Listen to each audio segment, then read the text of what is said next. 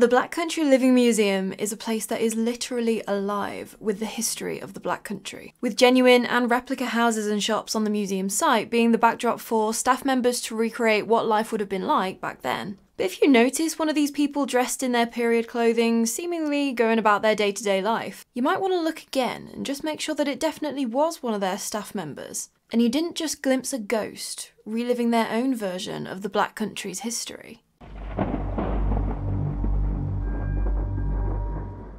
So for those that don't know what the Black Country is, that's probably the best place to start before we get into a whole museum dedicated to it. Basically, the Black Country is a general area in the West Midlands in the UK, which isn't really a defined thing. It's just a region of the country which encompasses about 20 or so towns that sit in the 4 boroughs of Dudley, Sandwell, Walsall and Wolverhampton. And in the 1830s, this region was given the name the Black Country. So that's the general area that we're talking about, but it's not really got definitive boundaries. And it's more about what the Black Country is known for. Because at one time, it was one of the most industrialised parts of the UK. We're talking your coal mines, your iron foundries, your brickworks, your glass factories. Like, you get the idea, right? Lots of industry in one area. At one point, the Black Country produced 22% of Britain's entire output of iron. And it was the Black Country which produced the iron pillars and glass for the Crystal Palace in London in 1851. Another claim to fame is that the Black Country manufactured anchors for some of our most famous ships, including the Titanic and the SS Great Britain. Which, she is a whole story in herself, the SS Great Britain. If you haven't watched that episode, you absolutely must. Because the Great Britain is apparently super haunted too, so obviously I had to cover it.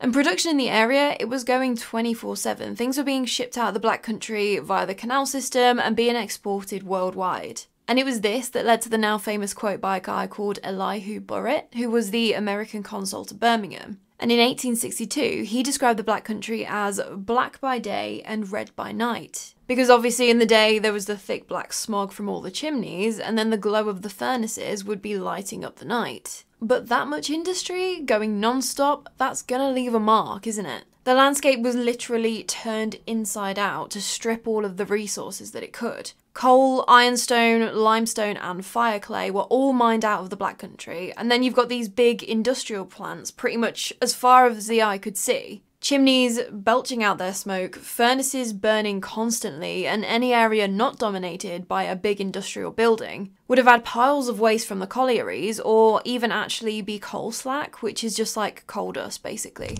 just being left to burn uncontrollably at collieries that weren't being used anymore. And not forgetting the industry going on underground too. There were up to 500 or 600 mines in the Black Country alone, because there was what was known as the South Staffordshire thick coal, which was basically a 12-metre thick seam of coal, which was one of the thickest in the country, so there was a lot of coal to be mined. And it played a very important part in basically fueling the Industrial Revolution. But mining, it's a dangerous game. And with the scale that we're talking about, I'm sure you're not in the least bit surprised to hear that a lot of men and boys lost their lives underground. There was even one disaster in 1846 that happened literally minutes down the road from where the Black Country Museum is today. It was the Rounds Green New Colliery disaster, where on the 17th of November 1846, an explosion killed 19 men and boys and seriously injured another 5. But what could you do? If you were able to get a job down the pit, you'd have to do it. Because even for all this industrialisation, poverty was common in the working class Black Country family in the 19th century. And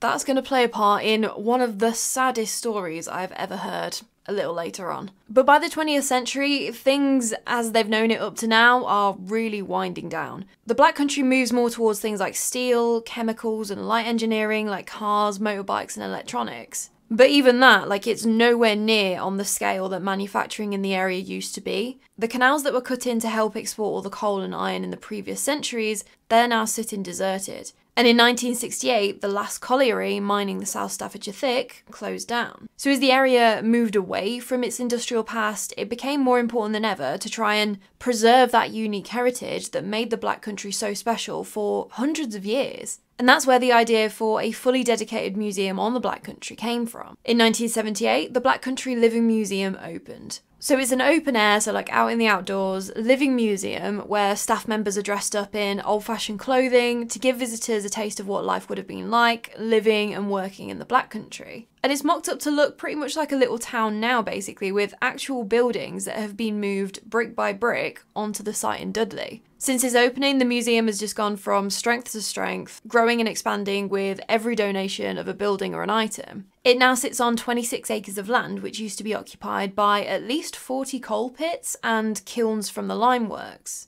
In 1990, the museum opened an underground mining display, so you can literally now go underground and have a feel for what it would have been like to work in one of the hundreds of coal pits in the area. And even more recently, in 2023, the museum opened a new high street that demonstrates what a high street in the Black Country would have been like in the 1940s to the 60s. So now they've either relocated or replicated 60 buildings on the site, so there is so much to go and look at and learn about. If you're in the area, absolutely go and check it out. They do a lot of like school trip excursions kind of thing, so schools in the area would go on a school trip there. And as I grew up not a million miles away, our school would also venture out a few times. So like as a kid, I remember having a lesson in the old schoolroom, buying sweets from the old shop. I think I got like peppermint drops or something. And then I brought this really nice fruit bread home from the baker's to take to my parents, which was divine. I remember that. And then the fish and chips. Oh my god, I still have dreams about them. They are award-winning for a reason. They're still the best fish and chips I have ever had in my life. So there's plenty to see, do, and of course buy. But there are other things that you may experience that you most definitely will not find in any official guidebook. I'm talking obviously about all of the alleged paranormal activity. And it seems to be centered around a few specific buildings.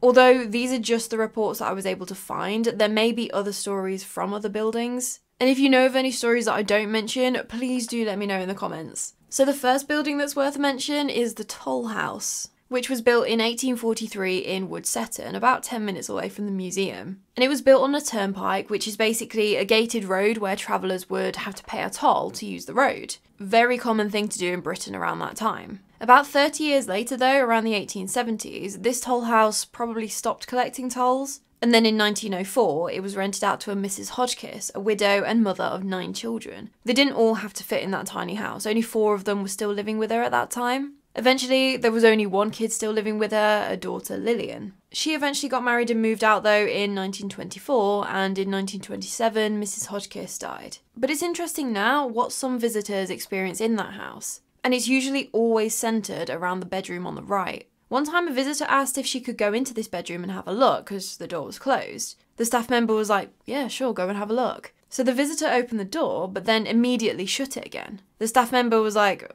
are you alright? You didn't even go into the room. The visitor said that she didn't want to disturb the girl that was sleeping on the bed. There was, of course, no one in that room. Could this have been one of Mrs. Hodgkiss's children? Maybe Lillian, the last one to move out? Maybe. So then you come out the toll house and walk along that road a little bit further and you'll come to the St. James's School. This was first opened in 1842 on Salop Street in Dudley, again about 10 minutes away from the museum. And what else can I say about it? It was a school, it taught kids. It was operating during the time of corporal punishment, obviously act up, you get the cane. In the early 1940s, the kids were actually moved out, and American soldiers used the school as a billet, so where they were temporarily stationed ahead of the D-Day landings. After the war, it went back to being a school until 1972. It became an overspill for another school, so it stopped being St. James's School, if that makes sense. In 1980 though, it stopped being a school altogether and it became a youth community centre until 1989 when the building was declared unsafe. The Black Country Museum took it on and moved it brick by brick onto their site where it sits today. And so now, it's not unusual to hear the disembodied echoes of children's voices in the school, even when there are no school children in the building. And it was in here during Most Haunted's investigation where Yvette and Carl apparently saw a shadow figure sitting down on the bench next to them. They were also hearing like furniture moving, all sorts going on. But what's a really interesting story is that there have been 3 separate reports of people witnessing an injured American soldier in the school in broad daylight. As soon as he's noticed, he disappears. Which is very interesting, isn't it, considering that American soldiers were stationed here. Did they come back after the D-Day landings and that's where this figure got injured?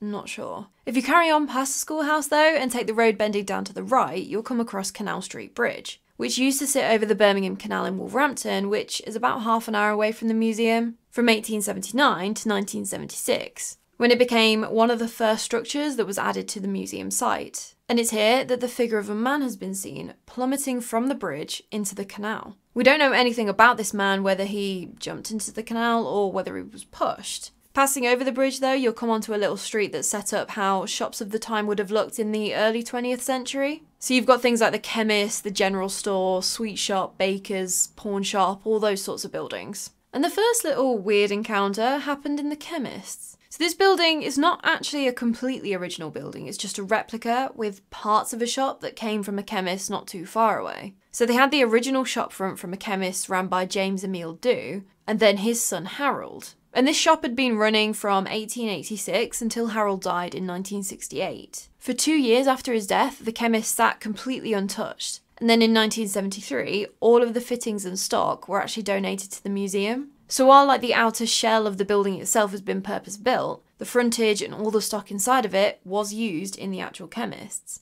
And so just knowing that information, just hold on to that while I tell you about what one staff member once witnessed in this chemist's. It was early one morning before the museum had opened. And so staff members, you'll go get changed into your period clothing for the day and then go to whichever building that you'll be covering. And here you'll like answer visitor questions, make rag rugs or whatever it is to demonstrate the living part of the museum. And so this one staff member was walking down the street going to wherever she was assigned, and she just so happened to just glance into the window of the chemist shop. In there she saw 3 old ladies dressed in Victorian clothing just standing in the shop and having a chat. Which, on first glance, is not really beyond the realms of imagination, you know? Like, the museum's not open to visitors yet, they might just be catching up before they start work kind of thing. So she just carried on walking and maybe just did a quick glance back, maybe to see if she could figure out which one of her colleagues it was or something. But the chemist's was completely empty. Not a soul in it. Where did they come from? Are they attached to something in the shop? I can't imagine any of the 3 women would have felt that strongly about a particular item in the chemist's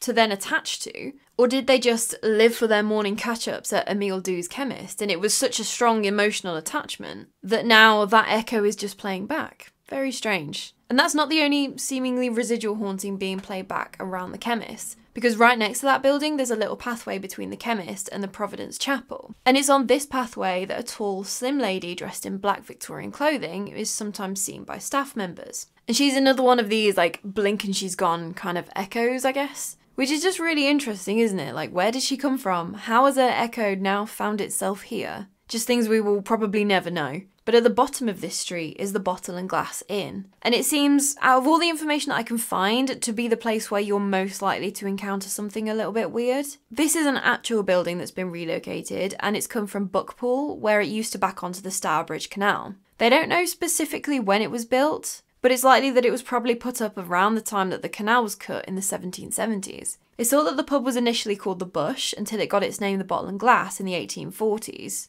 right up until it closed in 1979. But while it was still operational, it would have been open for day drinking, hosting people like miners, glass cutters and boatmen. And the boatmen, they would actually be sitting there all day, leaving their horses to graze in the garden behind while they got tanked up. So there was a story from before the pub was even moved to the museum that it was probably already haunted back then, which maybe goes some way to explaining why it seems to be more of a hotspot now. But anyway, the story goes that the piano would sometimes play out when there was no one around, and that sometimes people would actually see the figure of the man playing it. But these things haven't been reported since the pub's moved to the museum, so maybe the move disrupted something? But it looks like maybe one of the landlords from its previous life seems to have come with it to the museum, as a man that's described as having a very round face with circular glasses has been seen peering out the windows and sometimes behind the bar. It's thought that this is William Mullet, who was landlord in the 1860s and 70s, and like he's actually even recorded as being fined in 1871 for, quote, allowing drunkenness in his pub.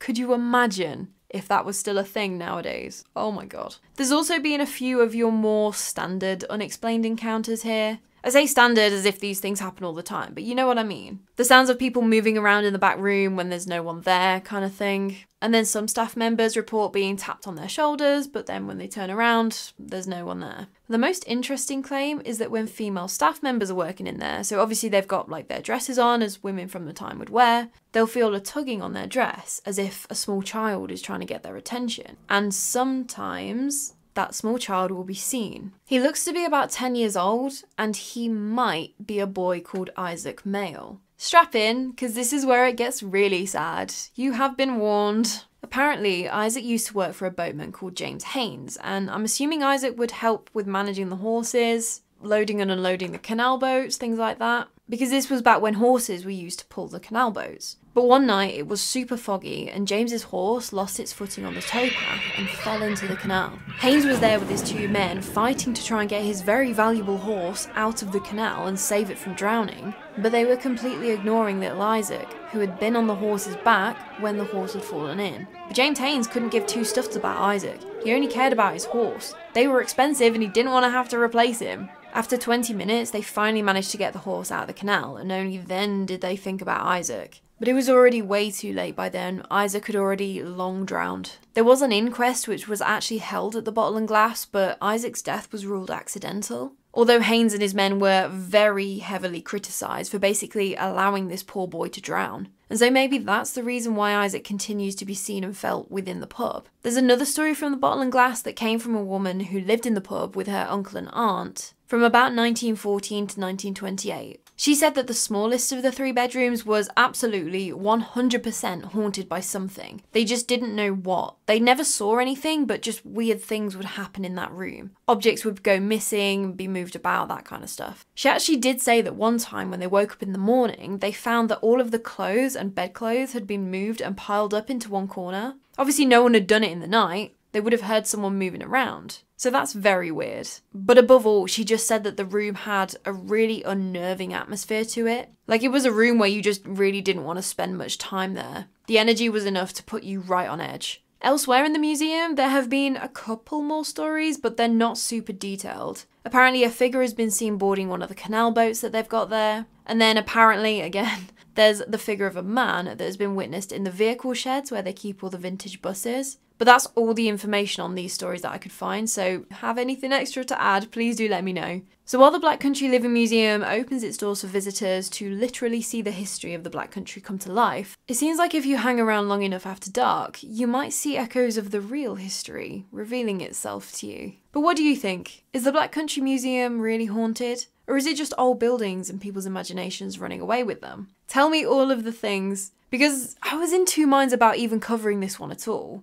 I found that there were a couple of pages of information in Andrew Homer's book, Black Country Ghosts and Hauntings, and then there was a Most Haunted investigation in 2002. But other than that, that was it. A couple of tabloid news articles around Halloween, and even then, that's just to do with the museum itself advertising Halloween events. It's not actually about the ghosts. Because I think that the Black Country Living Museum are potentially another one of these attractions that are trying to distance themselves from the paranormal. They don't make any mention of ghosts or the paranormal anywhere on their website. They don't even have like an ancient blog post advertising the fact that Most Haunted visited the site. And then of course there are no other investigations. As far as I know, they don't let teams go and investigate overnight, nothing like that. And I think that's why the only paranormal information I could find came from Andrew Homer, who used to work as one of the staff members who would like dress up. But I couldn't pull this place from the schedule. I really wanted to research and look into this one. Because number one, I have really great memories of this place from when I was a kid, and I always love doing places like that, which I have a personal connection to. And then number two, I mean, if anywhere is going to be haunted, you'd expect a 26-acre site with buildings literally uprooted and rebuilt here that date back hundreds of years. That's gonna do it, isn't it? And then you fill them with all the original items and bits and bobs that were there back in the day. It just makes sense. Probably residual hauntings, like just echoes of those past events. But even so, I think with all of those reports, it would be amazing if more stories came forward. Like if you've ever felt something that was a little bit weird there, please do let me know. Or just comment below and tell me if you've ever had a better fish and chip somewhere, because as yet, unbeaten in my eyes. And if you enjoyed this video, please give it a little like, and maybe if you're not already, you'd like to subscribe for more stories like this one. And you'll be pleased to know that not all of these have a really annoying croaky voice like this one does. I'm just not very well this week. But that is all from me today. I cannot wait to chat with you more about the morbid, mysterious and macabre. So until next time, sleep safe. You're doing fine. Although I feel really fucking unwell. I'm fine. I can do this. I can feel sorry for myself after I've recorded.